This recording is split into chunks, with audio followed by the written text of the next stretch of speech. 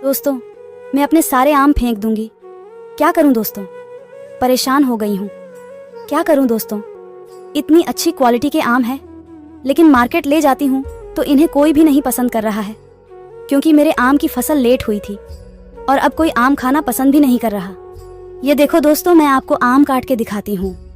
ये आम कितना तंदुरुस्त और मीठा लग रहा है। ये देखो दोस्तों, कितना रसीला आम है और मेरे आम की क्वालिटी बहुत खतरनाक है।